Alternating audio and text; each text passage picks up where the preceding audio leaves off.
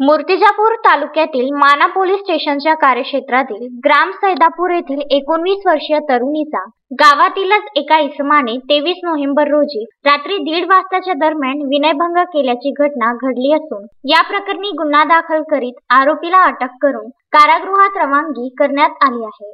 ग्राम सैदापूर येथील सामान्य कुटुंबातील 19 वर्षीय तरुणीला सन 2014 मध्ये अर्धांगल वायूचा झटका आल्याने चालता बोलता येत नसून तिची प्रकृती बरी नसल्या कारणाने तिला घराच्या बाजूच्या खोलीत ठेवून तिची शुश्रूषा करण्यात येते। 23 नोव्हेंबरच्या रात्री 1:30 वाजताच्या सुमारास गावातील शरद भगवान सैरिसे वय 30 वर्ष याने तरुणीचा विनयभंग केला। पीडित तरुणी ओरडल्यानंतर सदर इसम पळून गेला। तिला हातवारे करून विचारले असता त्यावरून तिने प्रकरणाची वाच्यता एवढ्या रात्री काकूकडे केली।